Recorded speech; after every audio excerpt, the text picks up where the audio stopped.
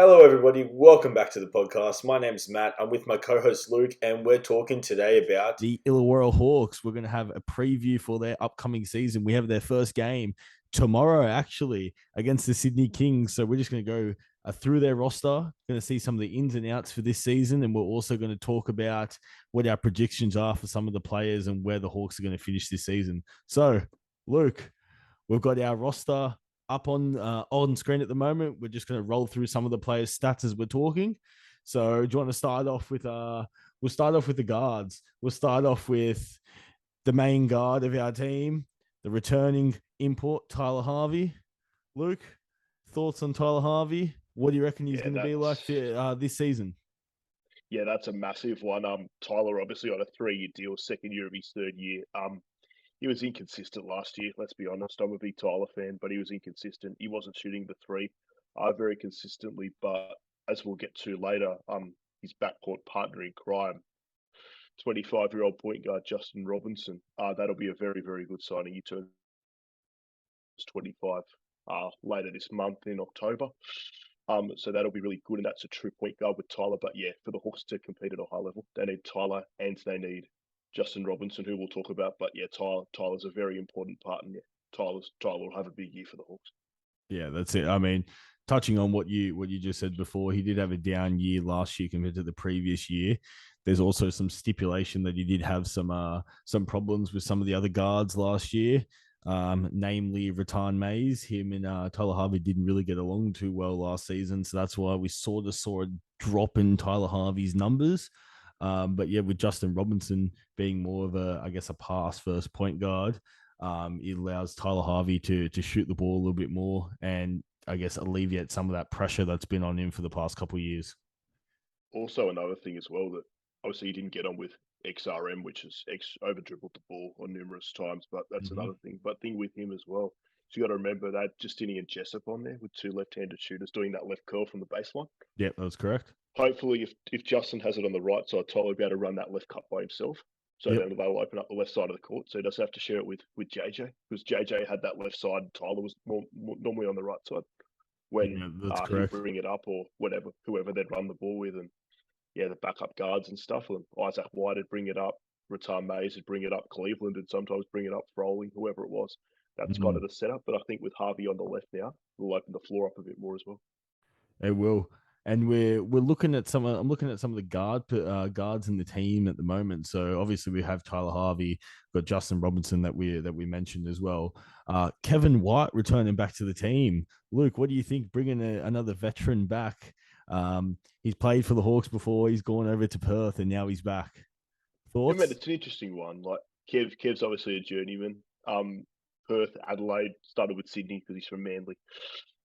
So yeah, really good player. I think Kev's there as much for his ability. I mean, he can hit down the open shot when his feet are set, but he's not really an offense. But he can, pressure full up the court. Provides good leadership. It's a pretty young squad if you take the imports out. So I think Kev will have a pretty important role. And remember, he's kind of filling in injury replacement for Greeter while he's out with that hamstring injury. So I know we'll get to him, but big shout out to Greeter. He's had a terrible run with injuries, and the guy's got talent. So I've got no doubt he'll be back stronger.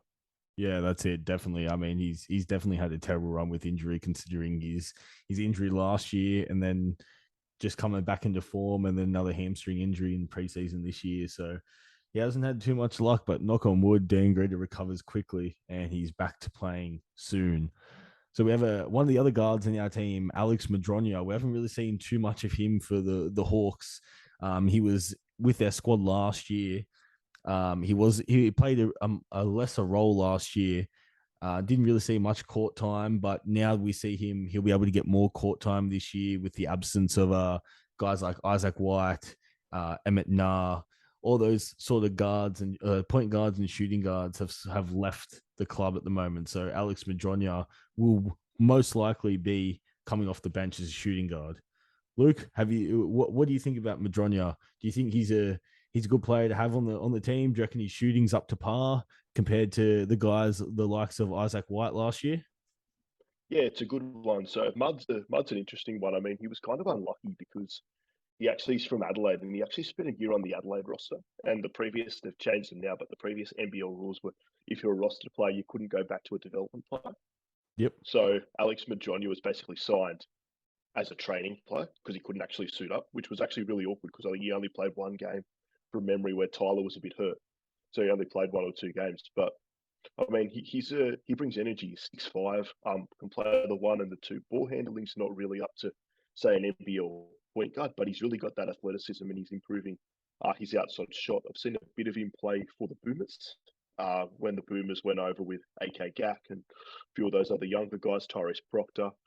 He was good in that squad. He played really well. He provides that energy. But yeah, I think in a role, it's obviously it's a drop on Isaac White. He's not a good player as good a player as White. But I think he'll grow into it. And the fact that he's been with the club for a season now, I think he kind of got a bit of chemistry with the squad. I think that'll really help him. So yeah, he'll probably play probably that 8th or 9th man off the bench, probably 10, 15 a game, I reckon. Yeah, I agree with you as well. I think that year with the Hawks last year is probably going to drastically help Madronya. And I reckon for this season, he's just got to come off the bench, shoot the ball, and bring some energy. Basically, do similar to what Isaac White did last year, but I don't think Alex Madronya is as defensive as Isaac White. So I think he's just got to come out there and shoot and just play with energy, and we'll see how he goes they're from there. different kind of players. White was That's a it. bit more energetic in the sense that he used to run around and he was a better shooter. Madronya's a bit bigger, so he'll look to drive more and get into the lanes, and he'll use his length to defend because he's like 6'4", 6'5", and he'll be a better rebounder. So it's just a bigger kind of guard. Yep, that's correct. We have 2 other guards on the roster, but they're 2 development players, being William Hickey and Lachlan Dent. Might not see much court time for either of them this year, considering the guards lineup that we have here. We might see maybe Hickey or maybe Dent stepping onto the court a couple times, but that could only be for, let's say, the Hawks are blowing a team out or there are a couple injuries. So we might not see too much of them this year. Looking over to... So that's really interesting. I'll just go through both of them quickly. So William, I think he's called Davo. I think is what he prefers. So Aboriginal, about 6'3", 6'4" out of Melbourne. Yep. Played for United in the Southeast, both as a development player. I remember one game was actually LaMelo Ball's first ever game at Aboriginal All-Star team. And William I Hickey remember was that the as well. point guard. He had about 27 points. And he's quick. He's quick off the mark. He's got some pace, and he can do some damage in the NBL. He won't get massive opportunity, like you said, Matt. But I think he can do damage. And Lockie Dent, I mean, that's just, the success story. I mean, tell me a guy at the entertainment centre that doesn't like Lockie Dent, Wollongong. Yeah, that's correct. Wollongong local, come up through the junior grades in Wollongong, which is pretty hard to do with the junior system and everything going on. And there's another Illawarra junior in the team we'll get to later. Yep. But yeah, Lockie's been around the squad. He's got chemistry and stuff, and he's been around for a while, and it's kind of just building on what that's happened. But yeah, neither of them will probably see much time. Just on that Hickey point as well, watching that Indigenous game, I do remember it fondly. I do remember he did bring it to LaMelo Ball for most of that game as well, and it was a really good clash to watch between them 2. And don't get it twisted. Like everyone was hyping up LaMelo Ball, but Hickey played well that game as well. Like Luke said, 27 points, made some good plays and threw down some good dunks as well. So yeah, if Hickey gets the opportunity, he will play well. I just don't think he'll get many opportunities this year, but fingers crossed that, he gets to shine, and so does some of the other development players. So I think we should move on to the forwards, Luke. What do you reckon? Yeah, there's been a big change in the forwards, obviously. We've talked about some of the players briefly that have gone. Obviously, Rattan May's going to Melbourne, and JJ losing his next star status. And let's be honest, he was good, but he wasn't good enough to spend an import spot on, so he's gone over to Spain. So I wish them both well. Personally, I don't like the fit for Rattan May's in Melbourne. That's again another argument, but I don't really like that fit, especially with that Reginald Tucker. I think he's a star and he'll want the ball more. But obviously with the forward spot losing, Cleveland is a massive one. Defensive Player of the Year.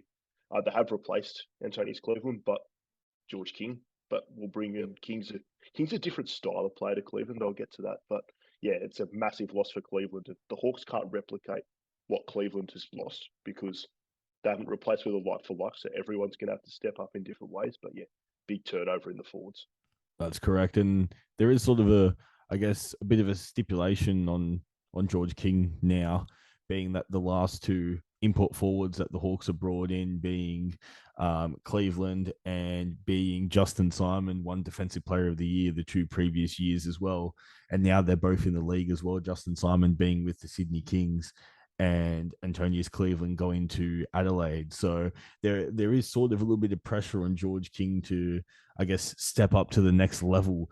But like you said, Luke, he isn't the same player as Justin Simon or Antonius Cleveland. So we might not see, a defensive player of the year performance from him, but he needs to, I guess, contribute to the team in other ways to sort of see some success with the Hawks this season. Yeah, exactly right. Our roster's changed a decent amount this season. We've lost some players, and like you said, we haven't replaced some players like for like. So yeah, some other guys are gonna have to step up a bit harder and show their versatility a bit more. And there one guy that has been on the Hawks roster before, and he's made a return. Deng Deng, he has returned to the Hawks roster. It's very interesting to see Deng Deng back in the squad. Luke, what do you think? I remember Deng Deng's first season for the Hawks, and now he's back.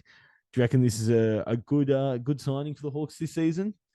Yeah, I mean, Deng's an interesting one. It's kind of him and Harry are playing a bit of tug of war a little bit. It was kind of Harry at Brisbane, Deng at the Hawks. Then they swapped and now they're back. I think, Harry and Sam, that's a different thing. But I think Deng's going to really provide some versatility. I mean, he's 6'8", 6'9", but he's pretty light. So you can kind of put him in an undersized 5-man kind of thing if you run that. Or you can kind of put him in the 4 spot or maybe even the 3 if you want to really go. I don't think he'll play the 3, but I think, look, he tries hard. He's certainly athletic. I mean, there was one in the preseason where Tyler threw a lob near the rig and he cut baseline and did a reverse. So, I mean, anyone that's got that kind of hops can always be a threat.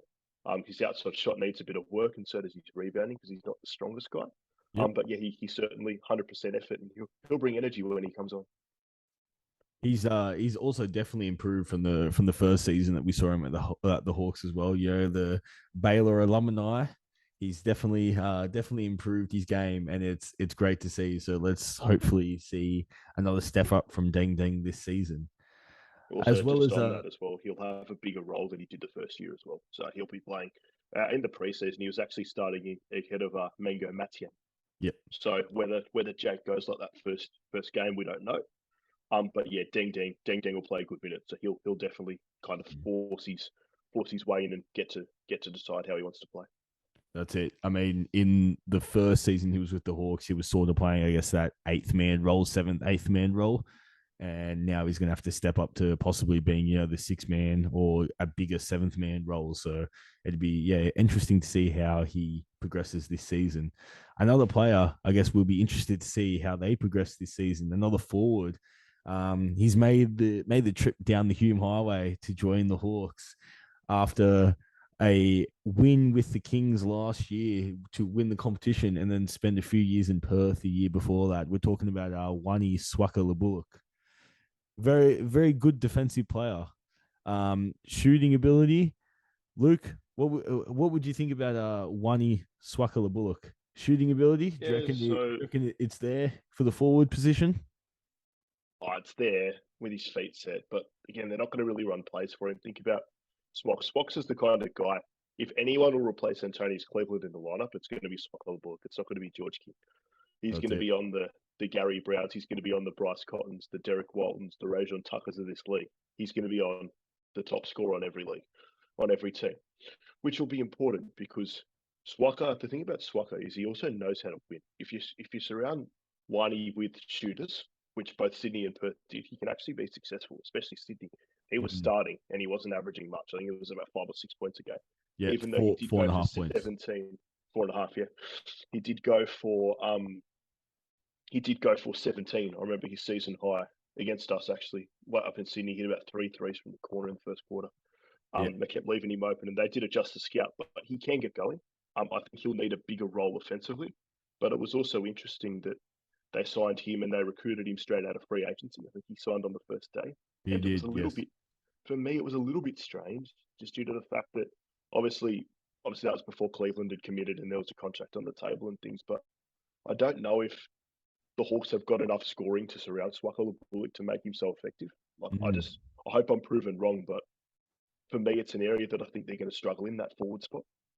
I definitely agree with you. I definitely believe that there is a very decent level of scoring in this team, but I don't know how much scoring there is to surround Swaka with, guys like who he was playing with last year. He was playing with Jalen Adams, the MVP of the league last year. He was playing with, who else is he playing? Xavier Cooks, Jarrell Martin, Dejan Vasiljevic. Yep. The team was stacked. I mean, their team was stacked, but they knew how to score as well. So that's, I guess, one thing that's a bit lacklustering with this Hawks lineup at the moment is, I guess, their scoring.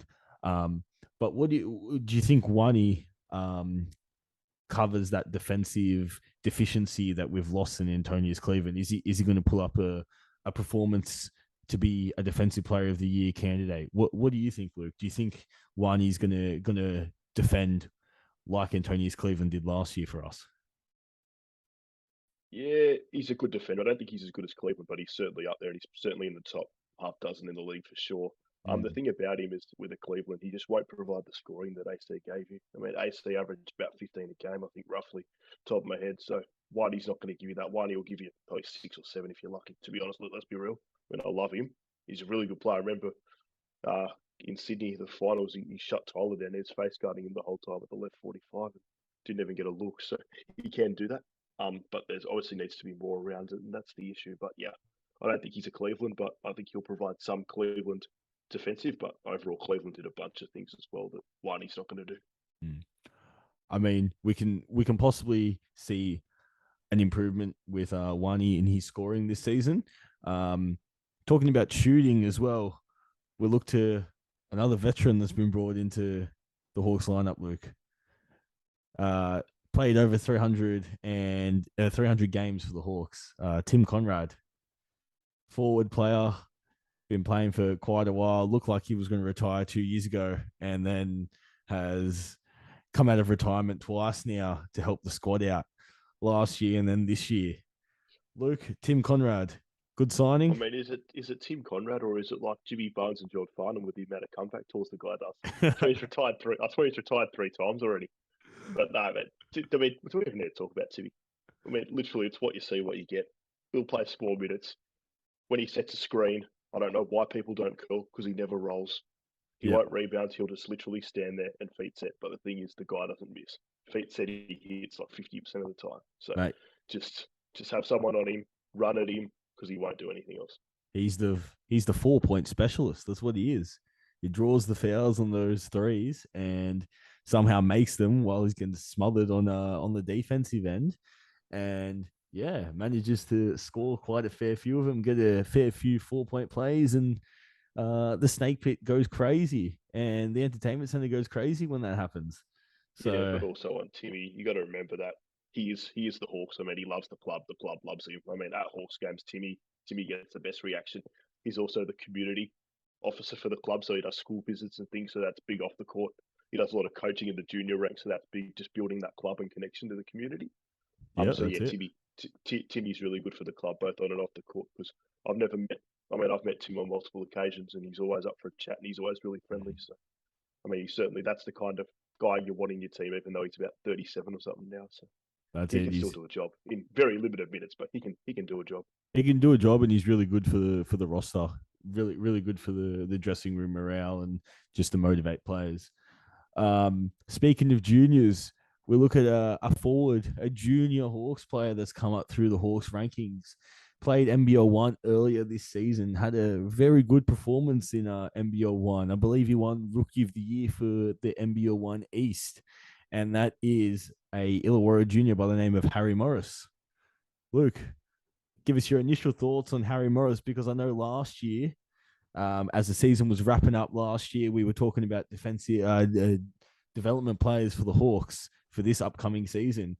And we had a few people in mind, but one player we did mention very frequently was Harry Morris. And we are very delighted to see him be a development player for this year. Luke, thoughts on Harry Morris, thoughts on what he's going to bring to the team and his performance in the NBL 1 this year.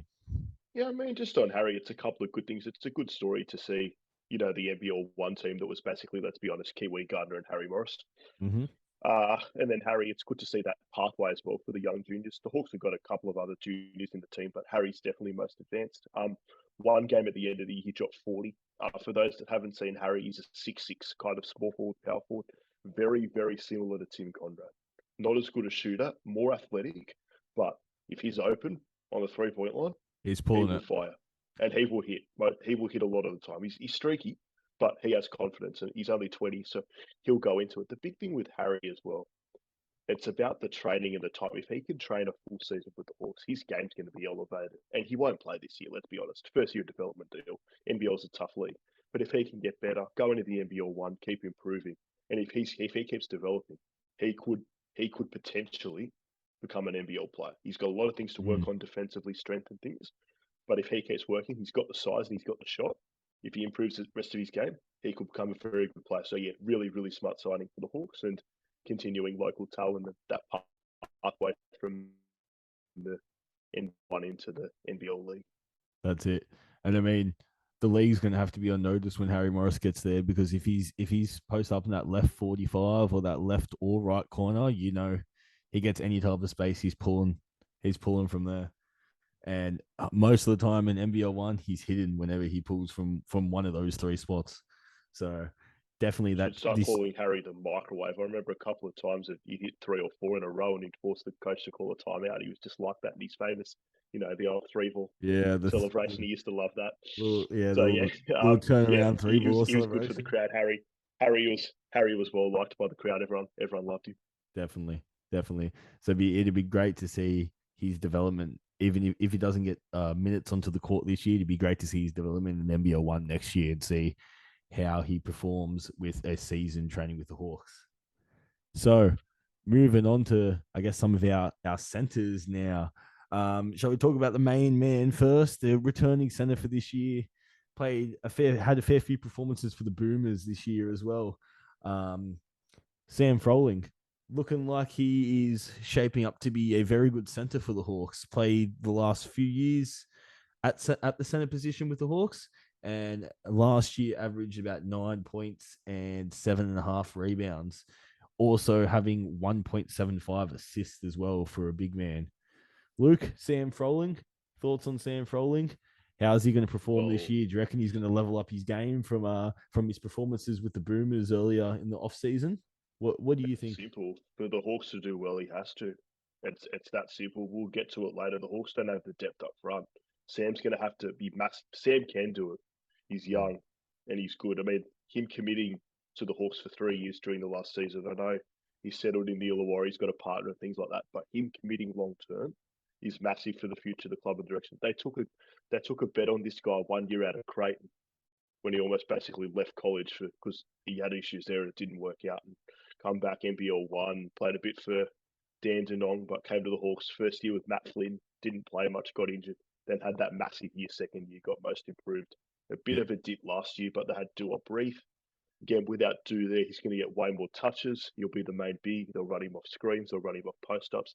He'll have to stretch out his game to the three-point line. And realistically, he's going to have to be big. He's one of the only Hawks on the team that will be a consistent rebounder.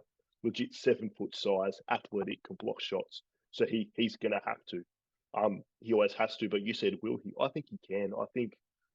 I was really impressed with him at the Asia Cup, and I know in the Asian there's not really the quality of bigs, but him and Thonmaker dominated that tournament. It's a shame we didn't get Thon in for the Hawks. I know he was very keen on the NBL, and the Hawks kind of went for a grab at him when Duop committed to China, but I mean, we don't have the money of China, we all know that. So, I mean, it is what it is, but I think Sam's got to step up, and I think he can. Whether he steps up into a massive role, I don't know, but I think he'll definitely improve his numbers of last year. Yeah, definitely. I think for the Hawks to be successful, and you've mentioned this before, for the Hawks to be successful this year, they're going to need a very, very big performance from Sam Froling this year. There's going to be a lot of weight on his shoulders to sort of hold down that front court, that center position, and sort of bring the rest of that the forwards and centers together, especially rebounding and his touches inside the paint as well, but also stretching the floor as well, because that's something the Hawks are going to need this year, stretching the floor at the center position. Another center that we have on our roster, you mentioned him before, played in Turkey a few years ago, had a really bad injury, and now he is back to playing again. Luke, Mathang, where does Mathang fit into this roster, Luke, with Sam Froling? It's a really interesting one. Mango Matiang could be a complete bust, or he could be the buy of the season. A few years ago, this guy was playing for the Charlotte Hornets. He was an NBA player. Ever since then, horrible run with injuries. Like you said, played in Turkey, played a few games for Casey in the NBL 1 South, just filling in. I think he averaged about 20 and 10, but it's NBL 1. So Mango, he literally just needs to play. That's it. You just need to give him. It's going to be a process. He's not going to be good at the start, but he'll build up. It's the Hawks need the depth up front, because I know we've got one more center to go, and we'll talk about him later, but he hasn't proved his worth at NBL level. So put it this way, it's going to be on George King, who's going to play a lot of that 4 spot, and Sam Froling. But if Froling or King go down, or they have an off night, Mango Matiang needs to come in, and he needs to score. In the first half against Athletic, could shoot the 3, stretch out, a bit foul prone and a bit zealous with his hands, but he'll learn that again playing. But look, Mango's a big risk, but losing Duop, the Hawks needed to get someone with NBA potential and can dominate the NBL. And if everything goes right for Mango, he can do it. Whether he will, I don't think he will personally, but he can, because he's done it before and he's performed at the top league. But injuries are terrible for a big man. Definitely. And it'd be interesting to see how Matiang performs. Just got some of his numbers up here from when he played in the Turkish league. 12, almost 13 points and 10 rebounds a game. So averaging a double-double for that season. And like you said, played in one of the biggest leagues, the NBA, with the Charlotte Hornets. But after having an injury, especially for a big man in any type of basketball league, it's hard to recover from that. And this would definitely be a season to see how he performs and how he's recovered from that. So hopefully, fingers crossed, he has recovered and he's back to putting up a double-double average, or even better than a double-double average, because like you said, Sam Froling, George King are going to be the main guys in that front court. So we're definitely going to need Matiang to come off the bench and sort of back up that Sam Froling center role as well. Just on that as well, that Turkish league, that was Euro Cup, so that's the second division of Europe. And to average a double-double in Euro Cup, you got to be able to play basketball. It's not Euro League, but it's not an easy competition. And to play well in there, you've got to play. So that's the ability, but that was a while ago. And like with the injuries, but like I said, the potential's certainly there. And let's hope Jake and the rest of the coaches can get everything out of him, because the Hawks will need it, and they need him to play at his best. Definitely. And now we have one more center on the roster as well. He spent a few years at the Hawks already. Hasn't really had much playing time for the Hawks, but he's a young center. He has the potential.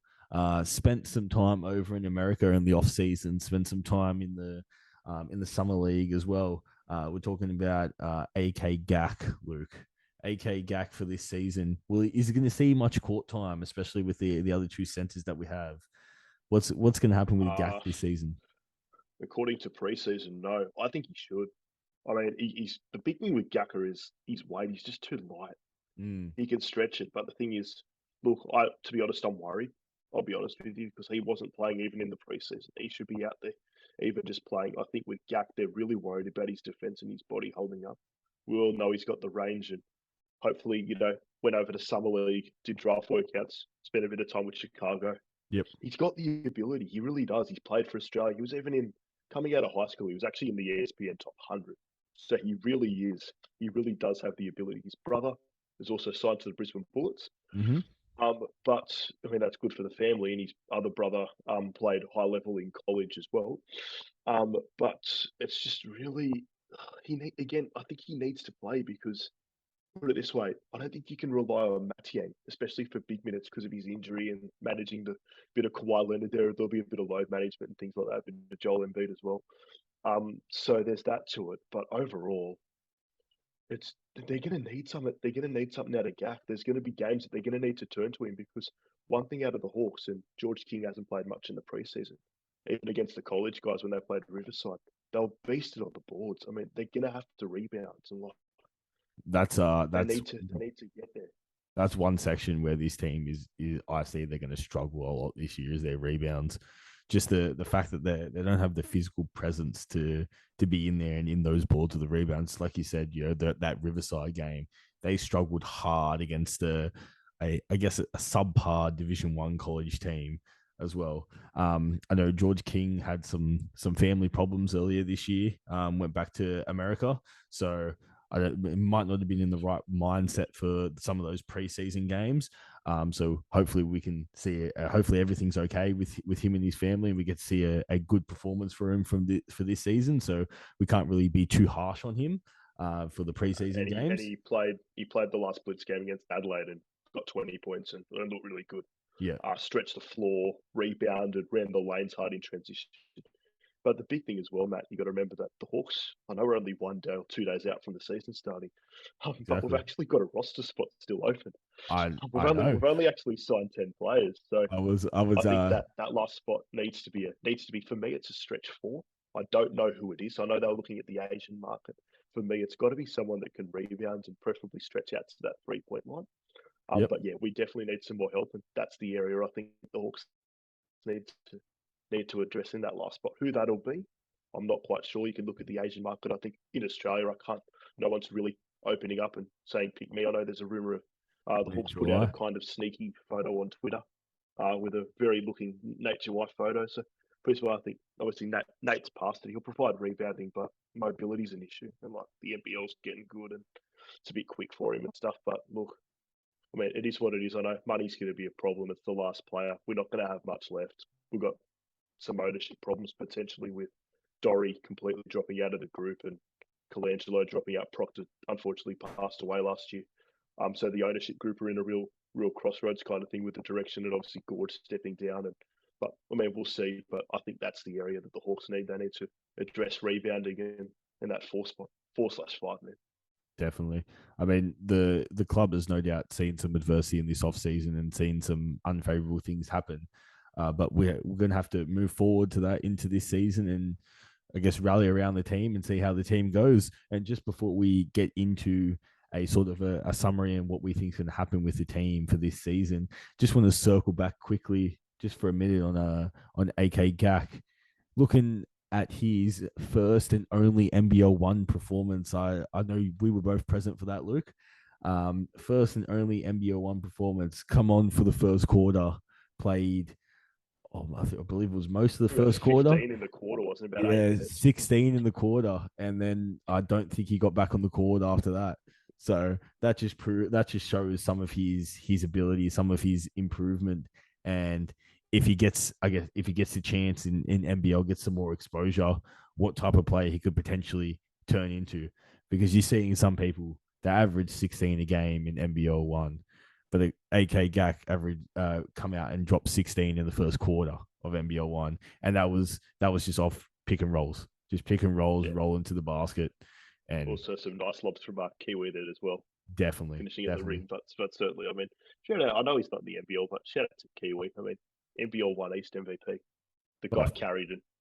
Good bloke as well off the court, but the guy carried the team to within a couple of the grand finals. So put it this way, without him, it wouldn't have been much. But shout out to Kiwi. I hope I don't actually know if he signed anywhere, but I hope whatever move he has next is good for him, and I'd certainly like to see him back in the NBL 1 if it works out for him. Oh, definitely, 100%. He was probably the foundation of that team. And if he wasn't there, the Hawks probably wouldn't have went as far as they would have in the NBL 1 season this year. So, in saying all that, let's do a final wrap-up of this team, Luke. Let's look the Hawks 2022-2023 roster. The performance of the team, where do you think they're going to place this season? We're sort of seeing, there's been a change to the playoffs and the finals and how teams are going to qualify for that this season as well, which we'll be able to get into in another video. But Luke, where do you think the Hawks are going to place on the ladder this season? Yeah, it's a play-in tournament, so it seems crazy to me when you got over 50% of the teams making it. But yeah, 6 out of the 10 make it. The Hawks, realistically, I think will finish between 5th and 8th. Mm-hmm. The bias part of me says 5th or 6th to try and sneak into the playoffs. But if it really goes wrong and there's injuries and it just doesn't work out, they could come 9th or 10th. I mean, obviously, New Zealand and Cairns are the weakest teams for me. I think the Hawks will beat them. But then it's really, to be honest, it's really close. Like, who knows how teams are going to perform? I mean, Adelaide have spent, but as we all know, with Sydney Kings and the Gaze era, spending doesn't equal results. That's it. United, Huck Porty's gone down. What are they going to do? Are they going to get rid of an import to bring in another import big? We got Humphreys coming back, but he's hurt. I mean, what are they going to do? They got Benjamin Button, David Barlow, who retired and did a Tom Brady and came back. But I mean, what are they going to do there? Then you've got Brisbane, Aaron Baines again. It wasn't Tyler too long Johnson. ago the guy was in hospital. But again, how's he going to go against the contact to the grind of the NBL? That's it. You got Tyler Johnson as well. Yeah. Tyler Johnson, even Devondrick Walker tore it up in NBL 1 West for him. And obviously, how can we forget Nathan Sobey? I know, Matt, you were saying that you reckon he's the best, or up there as the best Australian in the NBL. If he's anything like he can be, he's a dangerous player, Sobey. He's for me, and I might get a bit of criticism for this, but he's probably top 3 Australian guards in the league, without a doubt. Without a doubt, he's top 3 Australian guards in the league. Just the I guess the grit and determination for him, combined with just the quality of the player that he is, just puts him at that level. And he did have some unlucky experiences at the start of this year as well, with his Tokyo Games bronze medal getting stolen from his house, but I believe he's got it back now, so that's a positive for him. So yeah, we're going to see some good performances from Brisbane this year, I reckon, with some of their lineups. And we can't really count Perth out of this as well. We've mentioned a few teams, but we haven't mentioned Perth will be there. Bryce Cotton's Perth will definitely be there. Citizenship as the rumours. I'm really liking that Tayshaun Thomas, I think his name is. And we've got that Brady Maddock. That guy's like a 2K player. He's the green light from the outside. Yeah. The guy doesn't look fit, and he doesn't look that athletic, but my God, he can stroke it. I watched him in March Madness play last year, and he was a very big contributor for his college in March Madness last year. So I'm very excited to see how he plays in the Perth roster. And we can't forget one of Australia's gems from Perth, Luke Travers, coming back to Perth after being drafted by the Cavaliers as well. So we're going to see Luke Travers still stay at Perth. He's going to be surrounded with a couple other pieces, like we've mentioned before. Bryce Cotton, the main man, doing it in Perth. Should definitely have an Australian citizenship by now, but we can't really complain too much. And yeah, so which other teams are there? Scary though. Think about it, with Cotton and 4 and 3 imports. That's a scary looking roster. It's definitely a scary looking roster. They've got Corey Webster, and I know Corey's a bit hit and miss, but if he can shoot like he can at 6-man, the New Zealand Corey Webster, when New Zealand were good, was close to one of the best shooters in the league. And if he gets going, he doesn't miss. And obviously Todd Blanchfield, veteran, being around the league. And then shout out to one of the guys I know pretty well, Kyle Zunic. Shout out to He's elevated to the main roster, got a 2-year deal. So congrats to Zunic. Yeah. And then how can we obviously forget the Sydney Kings, Xavier Cook's massive year. Justin Simon, you know what he's going to bring. I like Derek Walton. Different player to Jalen Adams, but Walton's a high-level player, NBA experience. And, I mean, no one talks about him, but we've also got Tasmania, grand finalist. And Southeast Melbourne, I mean, the league's so... I mean, we might be forgetting a team in there as well. I'm just trying to think. But the league's so tight. Like, honestly, it could go wherever. I don't think there's one team that you're looking at and going, they won't win a game. Everyone has potential to beat anyone. And I think that'll make the NBL really close and a really tough league. I mean, we've definitely seen it last year with Tasmania's run to the finals. Well, I don't think many people expected Tasmania, especially Josh Adams in that series. Oh, for sure, Josh Adams, Jack McVeigh, Clint Steinel. They just had some good pieces around them, and they gelled together as a team. They didn't have Magnay for any of that run. No, they didn't have Magnay either. I remember one game that they played the Hawks. They didn't have Magnay at all, and they just lit us up from the 3-point line because they had no big man to get inside the paint, and they legit lit us up from the 3-point line. And we all knew that they didn't have anyone to go inside, so there was only one place the ball was going. McIntosh, the 6'4" center.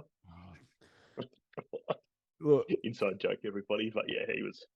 Put it this way, not our favorite, and probably not the best import we've ever seen. No, definitely not. So, in saying that, wrapping up, I'm going to give a prediction for the Hawks. I think they're going to finish either 6th or 7th. I think they're either going to squeeze into that play-in tournament or they're just going to miss out, depending on how obviously their season goes and injuries and this, that, and the other.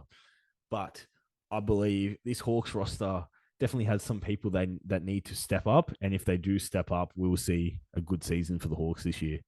What do you think, Luke? Do you agree? Yeah, like I said, they'll fall in that 5th to 8th. Completely agree with where they'll fall. And also, just another thing, shout out to New Zealand. Two tough years on the road, being able to play at home. I hope their fans get behind them, and I hope they have a better year. Went through enormous challenges to keep the NBL open. So shout out to New Zealand, and there's no doubt the Kiwis will support them because they love their basketball and they've got some really good players. I think Will McDowell-White's in for a massive year. He's finally got the keys to that offense. I like Barry Brown, their point guard. Yep. Tom Abercrombie, even though he got that horrible eye injury, you know what you're going to get from him. They've got a couple of good young Kiwis, Dan Fodu, Tom Vodanovic, can stroke it from the 3. Mm-hmm. All these role players, I think New Zealand are going to, with a good schedule and some luck, I think they can do well with that crazy assistant coach who's now head coaching. Yeah, he's a character, that coach now. He's definitely a character. Wouldn't be surprised if he gets 1 or 2 texts this season, based on his previous record.